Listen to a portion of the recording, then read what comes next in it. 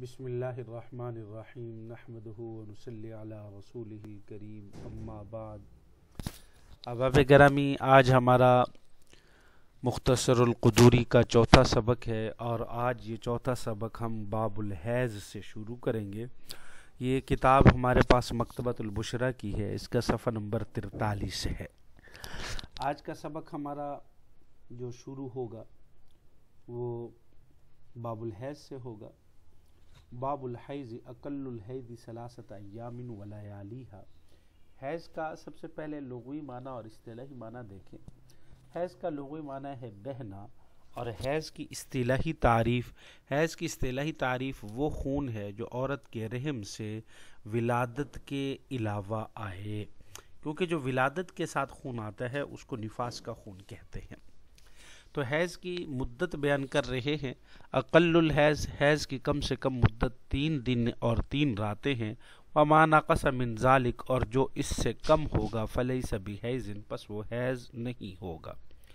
وہو استحاضہ، اچھا وہ حیض نہیں ہوگا تو وہ خون کس چیز کا ہوگا؟ وہ استحاضے کا ہوگا۔ واکثرہ 10 ایام، اور حیض کی زیادہ سے زیادہ مدت 10 دن ہے۔ وما زاد علی ذلک فہو استحاضہ، اور جو 10 دن سے زائد خون آئے گا تو وہ استحاضہ ہوگا۔ استحاضہ کسے کہتے ہیں؟ استحاضہ کہتے ہیں بیماری کے خون کو۔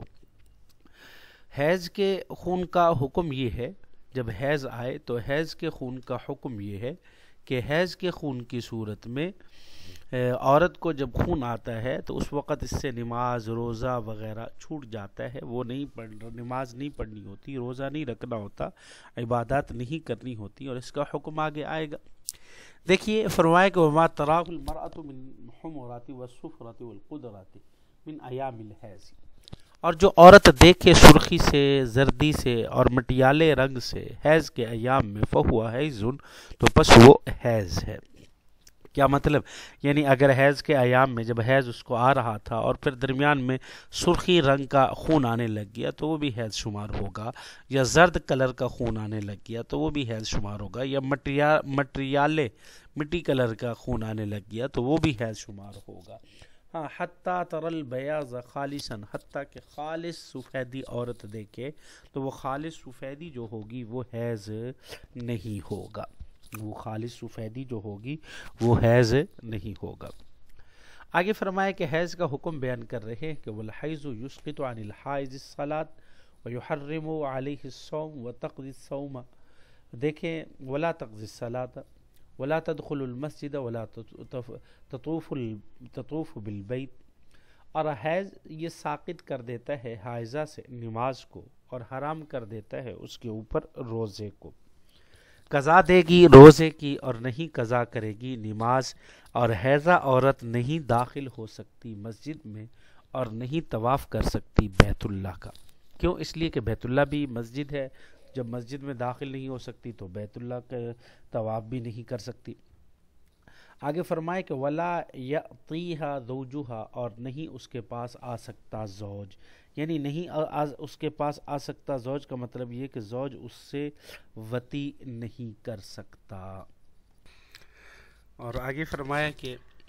ولا یجوز لحائض ولا لجنوب قراءۃ القرآن، اور نہیں اجاز حائضہ کے لیے اور نہ جنبی کے لیے قرآن مجید کی قرأت کرنا۔ جنبی کہتے ہیں جس پر غسل واجب ہو چکا ہو۔ ولا یجوز للمحدث مس المصحف، اور نہیں ہے جائز محدث کے لیے قرآن مجید کا چھونا۔ محدث کہتے ہیں کہ جس کا وضو نہ ہو، الا ان یاخذہ بغلافہ، مگر یہ کہ وہ اس قرآن مجید کو اس کے غلاف کے ساتھ پکڑ سکتا ہے۔ دیکھیں، یہاں سے حائضہ کا حکم بیان کیا کہ حائضہ عورت جو ہے، حائضہ عورت نہ مسجد میں داخل ہو سکتی ہے، نہ طواف کر سکتی ہے، نہ نماز پڑھ سکتی ہے، نہ روزہ رکھ سکتی ہے۔ البتہ روزے کی قضا ہوگی، نماز کی قضا نہیں ہوگی، اور نہ ہی اس کا شوہر اس کے پاس آ سکتا ہے، اور اسی طریقے سے قرآن مجید کی قرأت بھی نہیں کر سکتی۔ بغیر وضو والا قرآن مجید کو چھو بھی نہیں سکتا۔ ہاں، غلاف کے ساتھ اگر پکڑنا چاہے تو پکڑ سکتا ہے۔ آگے فرمائے کہ اور جب بند ہو جائے حیض کا خون 10 دن سے کم تو نہیں ہے جائز شوہر کا وطی کرنا حتیٰ کہ وہ غسل کر لے یا اس پر ایک کامل نماز کا وقت گزر جائے۔ دیکھیں اگر 10 دن سے کم مثلا 5 دن حیض آیا یا 4 دن حیض آیا یا 6 دن حیض آیا تو اب اس کا شوہر اس سے وطی نہیں کر سکتا حتیٰ کہ وہ غسل کر لے یا اس پر ایک کامل نماز کا وقت گزر جائے۔ کیوں؟ اس لیے کہ اس کی وجہ یہ ہے کہ جب وہ غسل کر لے گی یا ایک کامل نماز کا وقت گزر جائے گا تو اس وقت اس کو یقین ہوگا کہ اب حیض مکمل ہو چکا ہے، حیض گزر چکا ہے، حیض باقی نہیں ہے۔ اور اگر وَإِنِ انْقَطَعَ دَمُّهَا لِعَشَرَةِ أَيَّامٍ جَازَ، اور اگر اس کا خون بند ہوا ہے پورے 10 ایام پر تو اب اس سے وطی کرنا جائز ہے قبل الغسل، غسل کرنے سے پہلے۔ اگلا مسئلہ بیان فرمائے کہ وَالطُّهْرُ إِذَا تَخَلَّلَ بَيْنَ الدَّمَّيْنِ فِي مُدَّةِ الْحَیضِ، اور طہر جب حیل ہو، تخلل کا معنی ہے حیل ہونا، متخلخل ہو، حیل ہو دو خونوں کے درمیان حیض کی مدت میں، تو وہ کا دم جاری مثل دم جاری خون کے ہے۔ کیا مطلب؟ یعنی اگر پہلے 4 دن خون آیا، پھر 2 دن حیض، پھر 2 دن طہر کے آئے، پھر اس کے بعد آگے 4 دن خون آیا، یا شروع میں 3 دن خون آیا، پھر 3 دن طہر تھا، پھر اس کے بعد حیض تھا، یعنی درمیان میں 2 خونوں کے درمیان طہر آئے، تو وہ جو طہر ہے، یعنی طہر کا مطلب ان دنوں میں پاکی تھی، خون نہیں آیا، تو وہ بھی مثل جاری خون کے ایسے سمجھے گی کہ شروع سے لے کر اب تک جیسے خون جاری ہے، ان تمام ایام کا حکم ایک جیسا ہوگا، یعنی حیض کا حکم ہوگا، اس میں نماز پڑھنا جائز نہیں ہوگی۔ آگے یہ تو ہم نے پیچھے حیض کی کم سے کم مدت اور زیادہ سے زیادہ مدت بیان کی، آگے واقل طہر سے طہر کی کم سے کم مدت اور اس کی زیادہ سے زیادہ مدت بیان کی جا رہی ہے۔ اقل طہر 15 یومن، طہر کی کم سے کم مدت جو ہے وہ 15 دن ہے، اور ولا غایت لاکثرہ، اور اس کی زیادہ سے زیادہ مدت نہیں ہے، یعنی طہر کی کم سے کم مدت 15 دن ہے اور اس کی زیادہ سے زیادہ مدت نہیں ہے۔ آگے فرمائے کہ وہ دم الاستحاضہ، استحاضہ کون سا خون ہے؟ استحاضہ فرمائے کہ وہ خون ہے کہ جس کو عورت دیکھے 3 دن سے کم اور یا 10 دن سے زیادہ، یعنی جو حیض کے خون کے علاوہ خون آتا ہے وہ استحاضے کا خون ہوتا ہے۔ استحاضہ کہتے ہیں بیماری کے خون کو۔ فحکم، اس کا حکم کیا ہے؟ اس کا حکم نکسیر کے حکم کی طرح، نکسیر کہتے ہیں جو ناک سے خون آئے اور اکثر کسی کو آتا رہتا ہے، تو اس کے جو حکم ہے، یعنی نکسیر جب کسی کو آتی ہے تو اس سے نماز بھی معاف نہیں ہے، روزہ بھی معاف نہیں ہے، اور وطی کرنا بھی ممنوع نہیں ہے۔ تو اس لیے فرمایا کہ بھئی تو جس کو استحاضہ کا خون آئے گا، یہ استحاضہ کا خون بھی نہیں منع کرے گا نماز کو، ولا صومہ، نہ روزے کو، اور نہ ہی وطی کو۔ وَإِذَا زَادَ الدَّمُّ عَلَى الْعَشَرَةِ، اور جب زیادہ ہو جائے خون 10 دن پر، اور عورت کے لیے ایک عادت معروفہ ہے، ردت الی ایام عادتها، تو اب اس کو عورت کو لوٹایا جائے گا ان کے عادت کی ایام کی طرف۔ وما زاد علی ذلک فہو استحاضہ، اور جو اس پر زیادہ ہوگا پس وہ استحاضہ ہوگا۔ کیا مطلب اس بات کا؟ ذرا دیکھیے اس کو، یعنی اگر ایک عورت کو عادت معروفہ تھی، پہلے ہر مہینے 4 دن حیض کا خون آتا ہے یا 5 دن ہر مہینے حیض کا خون آتا ہے، لیکن ایک دن اس کو خون چلتا رہا، 10 دن سے بھی اوپر چلا گیا، تو اب ہم کہیں گے کہ اس کے جو حیض کے ایام وہی پیچھے عادت والے ہیں، جو پچھلے مہینوں میں مثلا 4 دن خون آتا تھا، وہی 4 دن ہم حیض کے شمار کریں گے، باقی ایام جو ہیں وہ ہم استحاضہ کے شمار کریں گے، یعنی 4 دن کی نماز اس پر معاف ہوگی اور باقی دنوں کی نماز اس پر معاف نہیں ہوگی۔ آگے مسئلہ ایک بیان فرمائے کہ وَإِنِ ابْتَدَأَتْ مَعَ الْبُلُوغِ مُسْتَحَاضَةٌ فَحِيضُهَا 10 أيام من كل أيام ومن كل شهر والباقي استحاضة والمستحاضة ومن به سلس البول والرعاف الدائم والجرح الذي لا يرقى يتوضؤون لوقت كل صلاة ويصلون بذلك الوضوء في الوقت ما شاءوا من الفرائض والنوافل۔ دیکھیے ذرا اس مسئلے کو، اور اگر ابتدا کی عورت نے بلوغت کے ساتھ مستحاضہ ہونے کی حالت میں، یہ ترجمہ ہم کر رہے ہیں، وَإِنِ ابتدت، اگر ابتدا کی عورت نے مع البلوغ، بلوغت کے ساتھ مستحاضہ ہونے کی حالت میں، فَحَيْضُهَا 10 أيام من كل شهر، تو بس اس عورت کا جو حیض ہوگا ہر مہینے 10 دن شمار ہوں گے، اور اس مہینے کے باقی ایام جو ہوں گے وہ استحاضہ ہوگا۔ تو دیکھیں، اگر ایک عورت کو مستقل خون چل رہا ہے، یعنی کئی مہینے جا رہا ہے، وہ بالغ ہوئی تو خون شروع تھا، اور اس کے حیض کی کوئی عادت پہلے نہیں تھی، حیض ہی اب شروع ہوا ہے، بالغ ہی اب ہوئی ہے، تو اب اس کے ہر مہینے 10 دن ہم حیض کے شمار کریں گے، اور باقی دن جو خون کے ہیں وہ استحاضہ کے شمار ہوں گے۔ آگے فرمائے کہ مستحاضہ، آگے معذورین کا گویا کہ حکم بیان کر رہے ہیں۔ مستحاضہ ومن بھی سلسل بول، اور ایسا شخص کہ جس کو سلسل بول کی بیماری ہو، یعنی پیشاب کے قطروں کی بیماری ہو، کہ ہر وقت پیشاب کے قطرے گرتے ہوں۔ اور رعاف الدائم، رعاف الدائم کہتے ہیں دائمی نکسیر، کہ جس کو اکثر نکسیر آتی ہے، ناک سے خون آتا رہتا ہے۔ اور آگے فرمایا کہ والجرح الذی لا یرقع، جس کو ایسا زخم ہو کہ جو ہر وقت بہتا رہتا ہو، جو بھرتا نہ ہو، یہ معذورین شخص ہیں۔ اب یہ وضو اور نماز کے لیے کیا کریں؟ یتوضؤون لوقت کل صلاۃ، ان کے لیے حکم یہ کہ یہ وضو کریں گے ہر نماز کے وقت، ویصلون بذلک الوضوء فی الوقت ما شاء من الفرائض والنوافل، اور یہ پڑھیں گے اس وضو سے اس وقت میں جو کچھ چاہیں فرائض سے اور نوافل سے۔ ایسا نہیں ہے کہ فرض کے لیے الگ وضو کریں، نفل کے لیے الگ وضو کریں، سنن کے لیے الگ وضو کریں، بلکہ جب ایک وقت کے لیے وضو کر لیا ہے تو اب اس وضو سے فرائض بھی پڑھیں گے اور نوافل بھی پڑھیں گے۔ اگلا مسئلہ بیان کیا جا رہا ہے فَإِذَا خَرَجَ الْوَقْتُ بَطَلَ وُضُوءُهُ، اور جب فرض وقت نماز کا نکل گیا ہے تو اب وقت کے نکلنے کے ساتھ ان کا وضو باطل ہو جائے گا، اگرچہ وضو کے ٹوٹنے کے اسباب نواقض وضو نہیں پائے گئے، لیکن پھر بھی خارج وقت کے ساتھ وضو باطل ہو جائے گا۔ گویا کہ ان معذورین کے لیے جہاں نواقض وضو میں سے باقی ہیں، وہاں ایک وقت کا نکلنا بھی ہے۔ وَكَانَ عَلَيْهِمْ اسْتِنَافُ الْوُضُوءِ لِصَلَاةِ أُخْرَى، اب ان معذورین پر دوسری نماز کے لیے نئے سرے سے وضو کرنے کا حکم ہے۔ یہ ہم نے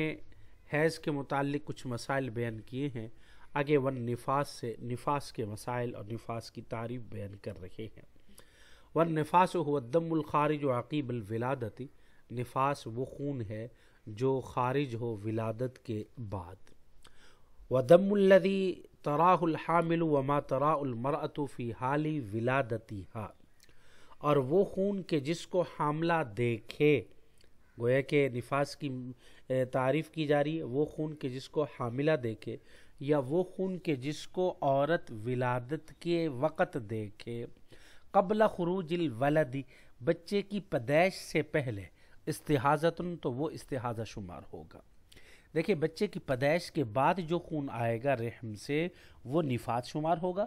بچے کی پیدائش سے پہلے حالت حمل میں اگر خون آتا ہے تو اس وقت وہ خون جو ہے وہ خون استحاضے کا ہوگا، یعنی بیماری کا خون ہوگا، اس پر حکم بھی استحاضے والا لاگو ہوگا۔ آگے نفاس کی مدت بیان کر رہے ہیں، جیسے ہم نے حیض کی اور طہر کی مدت بیان کی۔ حیض کی کم سے کم مدت 3 دن اور زیادہ سے زیادہ 10 دن، اور طہر کی کم سے کم مدت 15 دن اور زیادہ کی کوئی مدت نہیں ہے۔ لا غایت لاکثرہ، اکثر کے لیے کوئی انتہا اور غایت نہیں ہے۔ اب یہاں سے نفاس کی مدت بیان کر رہے ہیں، وَأَقَلُّ النِّفَاسِ سے، اقل النفاس لا حد لہ، نفاس کی کم سے کم کوئی مدت نہیں ہے۔ 2 دن میں بھی خون بند ہو سکتا ہے، 1 دن میں بھی خون بند ہو سکتا ہے، ایسا بھی ہوتا ہے کہ خون آئے ہی نہ۔ وَأَكْثَرُهُمْ 40 يَوْمًا، اور نفاس کی زیادہ سے زیادہ مدت 40 دن ہے۔ وَمَا زَادَ عَلَى ذَلِكَ فَهُوَ اسْتِحَاضَہ، اور جو 40 دن سے اوپر خون آئے گا تو وہ استحاضے کا خون ہوگا، یعنی بیماری کا خون ہوگا۔ وَإِذَا تَجَاوَزَ الدَّمُّ عَلَى 40، اور جب تجاوز کر جائے خون 40 دن پر، وَقَدْ كَانَتْ هَذِهِ الْمَرْأَةُ وُلِدَتْ قَبْلَ ذَلِكَ، اور اگر یہ عورت ایسی ہے کہ جس کو پہلے بھی بچے پیدا ہوئے ہیں، اولہا عادت فی النفاس، اور اس کے لیے نفاس کے اندر ایک عادت ہے، تو ردت الی ایام عادتها، تو اس عورت کو ان کے ایام کی طرف لوٹایا جائے گا۔ وَإِن لَّمْ تَكُن لَّهَا عَادَةٌ فَنِفَاسُهَا 40 يَوْمًا، اور اگر اس کے لیے پہلے کوئی عادت معروفہ نہیں ہے تو اس کا نفاس 40 دن ہے۔ دیکھیں یہاں مسئلہ ذرا سمجھیے، مسئلہ یہ ہے کہ اگر کسی عورت کو بچہ پیدا ہوا، ایک عورت کو بچہ پیدا ہوا اور اس کے لیے نفاس کی پہلے عادت ہے، اس کا کیا مطلب؟ یعنی اگر پہلے اس کے 1-2 بچے پیدا ہو چکے ہیں اور ان کے لیے جو خون بچے کی پیدائش کے بعد آیا، ایک عادت متعین تھی، یعنی 10 دن خون آیا بس، پہلے بچے پہ بھی، دوسرے بچے پہ بھی، تیسرے بچے پہ بھی، تو اب جب چوتھا بچہ پیدا ہوا تو اب اس کے لیے خون چلتا رہا، تو ہم کہیں گے کہ اس کے نفاس کی وہی 10 دن ہی مدت ہے، اور اگلا جو خون ہے وہ استحاضہ کا ہے۔ لیکن اگر کسی عورت کی عادت نہیں ہے، یعنی ایک دفعہ بچہ پیدا ہو تو 10 دن کے بعد خون بند ہو گیا، ایک دفعہ دوسری دفعہ بچہ پیدا ہوا تو 30 دن کے بعد بند ہوا، ایک دفعہ بچہ پیدا ہوا تو 2 دن کے بعد خون بند ہو گیا، یعنی کوئی کسی قسم کی عادت نہیں، یا پہلی دفعہ ہی بچہ پیدا ہو رہا ہے اور خون چل ہی رہا ہے، تو اب اس صورت میں 40 دن جو ہوں گے وہ ہم نفاس کا خون شمار کریں گے، اور اس کے علاوہ جو باقی ایام ہوں گے وہ استحاضہ کا خون ان میں شمار ہوگا۔ دیکھیں ایک مسئلہ یہ بھی ہے ہمارے معاشرے میں، عورتوں کے ہاں عام طور پر یہ بات مشہور ہے کہ جب بچہ پیدا ہو تو اس کے لیے 40 دن نفاس کا خون آتا ہے۔ حالانکہ یہ مسئلہ نہیں ہے، بلکہ مسئلہ یہ ہے کہ جب تک خون آئے گا تو وہ نفاس کا ہوگا، اگر خون نہیں آیا تو وہ نفاس ختم ہے۔ زیادہ سے زیادہ مدت 40 دن ہے، یہ اگر اس سے پہلے بھی خون بند ہو جاتا ہے، اگر 10 دن پر خون بند ہو گیا تو اب عورت کے لیے وضو کر کے غسل کر کے نماز روزے کا حکم ہوگا۔ 5 دن میں خون بند ہو گیا تو عورت کے لیے غسل کر کے نماز روزے کا حکم ہوگا۔ لیکن اگر کسی کا خون چل رہا ہے تو پھر اس کے نفاس کا حکم 40 دن تک ہے، اس سے کم نہیں ہے۔ دیکھیے اگلا مسئلہ، ومن ولدت ولدین فی بطن واحد، اگر جس عورت نے بچے جنے 2 بچے ایک بطن سے، ایک پیٹ سے، یعنی ایک حمل سے، فنفاسها ما خرج من دم عقیب الوالد الاول عند ابی حنیفہ و ابی یوسف وقال محمد وظفر من ولد الثانی، جس عورت نے 2 بچے جنے ایک بطن سے، پس اس کا نفاس وہ جو خون نکلے گا پہلے بچے کی پیدائش کے بعد شیخین کے نزدیک، امام ابو یوسف اور امام ابو حنیفہ کے نزدیک، اور امام محمد اور امام ظفر فرماتے کہ نہیں، اس کا نفاس کا خون دوسرے بچے کی ولادت سے شروع ہوگا۔ دیکھیں یہاں اصل مسئلہ گویا کہ یہ بیان کیا ہے کہ اگر کسی کو جڑواں بچے پیدا ہوئے تو جب پہلا بچہ پیدا ہوا اس کے بعد جو خون نکلا تو اب اسی وقت سے نفاس شروع ہو جائے گا، لیکن امام ظفر اور امام محمد علی رحمہ فرماتے کہ نہیں، جب دوسرا بچہ بھی پیدا ہو جائے گا اب اس کے بعد جو خون آئے گا تو وہ خون نفاس کا شمار ہوگا، اس سے پہلے نفاس شمار نہیں ہوگا۔ دیکھیے ذرا آگے باب الانجاس ہے، ہم نے ابھی باب الحیض کو مکمل کیا تو اب باب الحیض کے بعد باب الانجاس ہے۔ یہ انجاس یہ جمع ہے نجس کی، ہم اس کو نجس جیم کے فتح کے ساتھ اور نجس جیم کے کسرہ کے ساتھ دونوں طرح پڑھ سکتے ہیں، اور یہاں مراد نجاست ہی ہے، یعنی اس کا اطلاق انجاس کا، نجس کا اطلاق نجاست حقیقیہ اور نجاست حکمیہ دونوں پر ہوگا۔ اب یہاں اس باب میں نجاست حقیقیہ کا ذکر ہو رہا ہے کیونکہ جبکہ نجاست حکمیہ کا ذکر پہلے گزر چکا ہے۔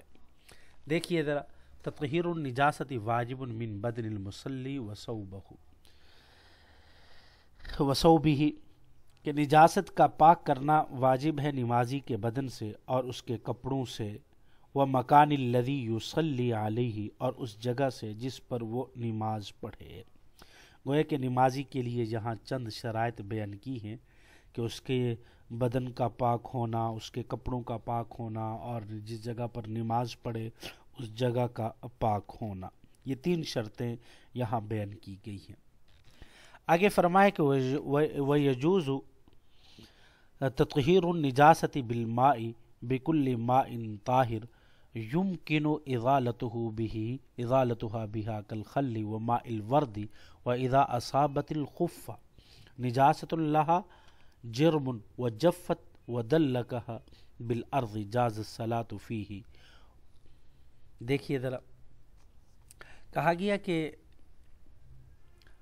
जायज़ है निजासत का पाक करना पानी के साथ। यानी हमने पीछे कहा ना कि निजासत का पाक करना वाजिब है। भाई किस चीज़ से निजासत को पाक किया जाए? निजासत का पाक करना ज़रूरी है बिलमा, पानी के साथ। और हर ऐसी माए कहते हैं बहने वाली चीज़ को, ताहिरुन जो पाक हो, युमकिनु इज़ालतुहा बिही और उससे निजासत का इज़ाला भी मुमकिन हो, कल खल्ली जैसे सिरका, व माइल वर्द जैसा कि अर्के गुलाब है, फूल का पानी अर्के गुलाब, व इज़ा अज़ाफ़त खुफ़्फ़ा जब पहुँच जाए निजासत किसको, इज़ा खुफ़्फ़ा निजासतु कि जब पहुँच जाए निजासत मोज़े को, लहा जिर्मुन और उसके लिए एक जिस्म है और वो निजासत क्या है, खुश्क होगी, वो जफ़्फ़त और वो निजासत खुश्क होगी है, वह दलकहु बिल अर्ज़ी तो अब अगर उस निजासत को ज़मीन के साथ रगड़ दिया, जाज़त सलातु फ़ीही तो उसमें अब नमाज पढ़ना शरन जायज़ है। देखिए अगर निजासत मोज़े पर लगी और उसका जिस्म है और वो ऊपर ही है, नीचे अंदर जज़ब नहीं हुई, तो महज उसको ज़मीन के साथ या मट्टी के साथ या किसी चीज़ के साथ रगड़ देने से जब वो निजासत उतर गई है तो अब उस मोज़े के साथ नमाज पढ़ना शरन जायज़ है। देखिए यहाँ जो बात जिक्र की गई है वो ये जिक्र की गई है कि पानी के साथ और माए पाक चीज़ के साथ कि जिसके साथ निजासत का इज़ाला मुमकिन हो, उसके साथ निजासत को दूर किया जा सकता है। अब देखें मसलन तेल है, तेल माए तो है, बहने वाली चीज़ तो है, लेकिन इससे इज़ाला मुमकिन नहीं है। शाहिद है, इससे इज़ाला मुमकिन नहीं है। तो ऐसी चीज़ कि जिससे इज़ाला भी मुमकिन हो, उससे निजासत को दूर किया जाए। आगे देखिए ज़रा, आगे फरमाया कि वल मनियु नजसुन यजिबु गस्लु रतबिही फ़इज़ा जफ़्फ़ा अला सौबी अजज़ाउहु फ़ीहिल फ़र्क़ु वन निजासतु इज़ा असाबतिल मिरआतु वस्सैफ़ इक्तफ़ा बिमसहिमा व इन असाबतिल अर्ज़ निजासतुन व जफ़्फ़त बिशम्सी व ज़हब असरुहा। आगे आएगा जाज़त सलातु अला मकानिहा वला यजूज़ु तयम्मुमु मिनहा। देखिए ज़रा, और मनी ये नजस है, वाजिब है इसकी रतूबत को धोना। यानी अगर किसी पर लग गई और उसकी रतूबत उस चीज़ पर चिपक गई तो उसकी रतूबत को, उसकी जो चिकनाहट है उसको धोना वाजिब है, ज़रूरी है। और जब खुश्क हो गई मनी कपड़े पर, काफ़ी होगा उसको उसमें रगड़ना। यानी अगर कपड़े पर खुश्क हो गई है और उसकी रतूबत कपड़े में दाखिल नहीं हुई, महज ऊपर ऊपर से है, तो अब उसको खुश्क का अगर रगड़ दिया, खुश्क हो गई रगड़ दिया, तो उससे रगड़ने से वो पाक हो जाएगी। आगे फरमाए कि निजासत जब पहुँचे शीशे को, मिरआत या तलवार को, काफ़ी होगा उन दोनों के पूंजने के साथ। यानी ये ऐसी चीज़ें हैं कि इसमें जज़ब नहीं होती, तो लिहाजा ऐसी चीज़ें कि जिसमें निजासत अंदर जज़ब ही नहीं हो सकती, तो अब अगर उसको किसी कपड़े वगैरह से या किसी चीज़ से पूंज दिया जाए तो उससे निजासत ज़ाइल हो जाएगी।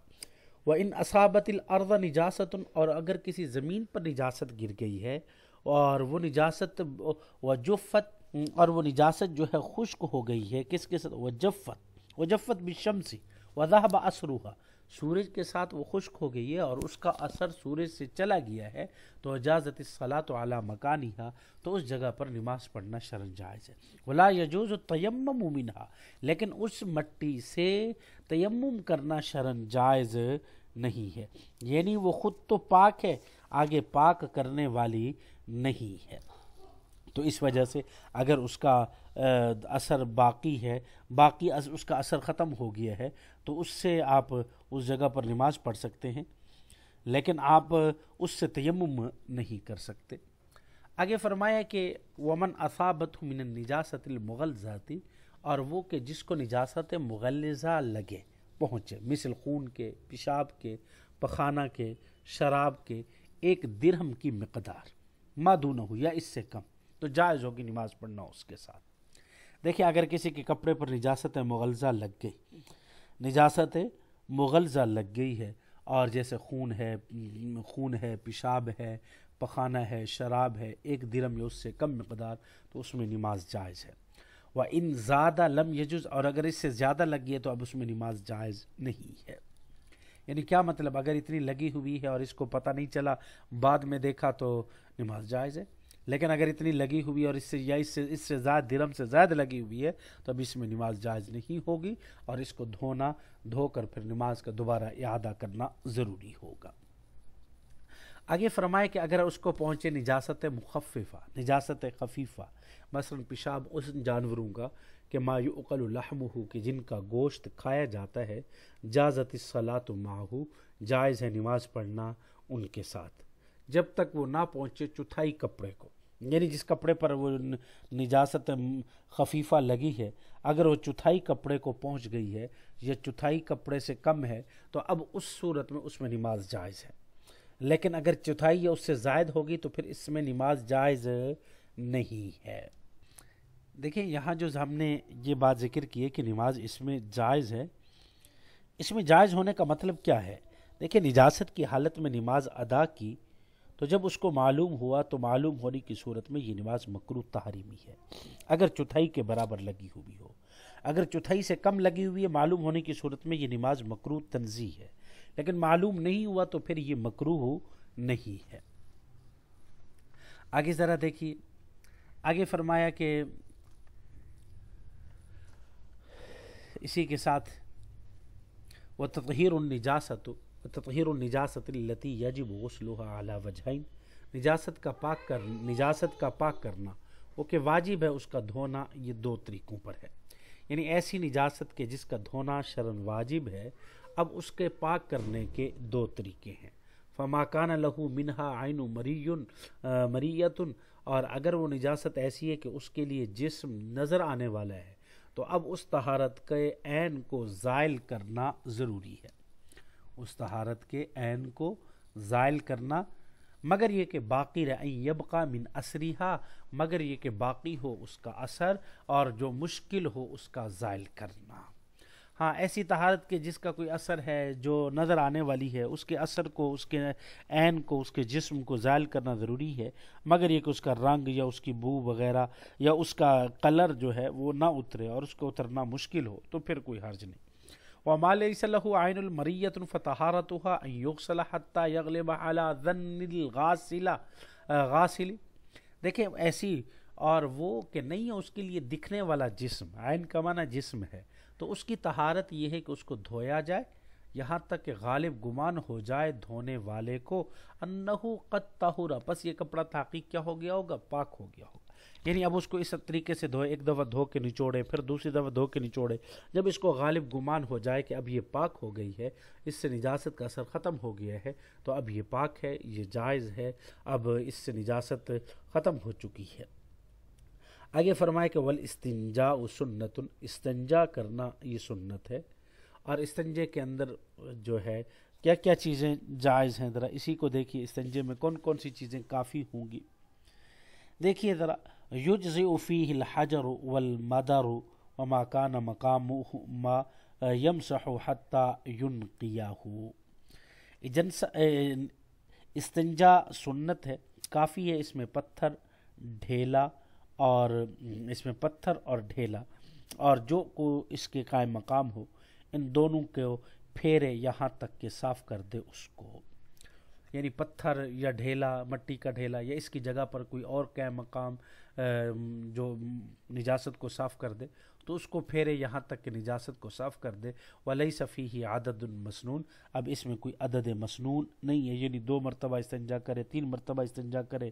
جیسے بعض کہتے ہیں کہ ایتار یعنی طاق مرتبہ استنجا کرنا سنت، بعض کہتے ہیں تسلیس یعنی 3 مرتبہ استنجا کرنا سنت، تو یہ سارے مستحب عمل ہیں، باقی سنت یہ ہے کہ جب تک نجاست زائل نہ ہو اس وقت تک استنجا کرے۔ لیکن فرمائے کہ استنجا میں وغسلہ بالماء افضل، مقام استنجا کو پانی کے ساتھ دھونا افضل ہے، اور اگر تجاوز کر جائے نجاست اپنے مخرج سے، یعنی جو مقعد ہے، پیشاب پخانے کی جو جگہ ہے، سوراخ ہے، اس سے نجاست کر جائے، اس سے نجاست تجاوز کر جائے تو لم یجز فیہ الا الماء، اب نہیں ہے جائز ہے اس کا دھونا مگر پانی کے ساتھ یا کسی مائع چیز کے ساتھ۔ آگے فرمایا کہ نہیں ہے جائز استنجا کرنا ہڈی کے ساتھ اور نہ لید کے ساتھ، ولا بطعام، اور نہ کسی کھانے والی چیز کے ساتھ، ولا بیمینہ، اور نہ ہی دائیں ہاتھ کے ساتھ استنجا کرنا جائز ہے۔ یعنی ہڈی کے ساتھ استنجا کرنا جائز نہیں، گوبر اور کھانے والی چیزوں کے ساتھ استنجا کرنا یہ مکروہ ہے، کیونکہ بعض نے کہا کہ ہڈی اور گوبر یہ جنات کی خوراک ہے، اس وجہ سے اس سے استنجا کرنے سے منع کیا گیا ہے، اور کھانے سے اقرام کی وجہ سے، دائیں ہاتھ سے اقرام کی وجہ سے استنجا کرنے سے منع کیا گیا ہے کہ ان چیزوں سے استنجا نہ کیا جائے، بلکہ استنجا پانی سے یا جو پانی کے قائم مقام ہوں اور بائیں ہاتھ کے ساتھ استنجا کیا جائے۔ اللہ رب العزت ہم سب کا حامی و ناصر ہو۔ انشاءاللہ تعالی اگلا سبق ہم کتاب الصلاۃ سے پڑھیں گے۔ وما علینا الا البلاغ۔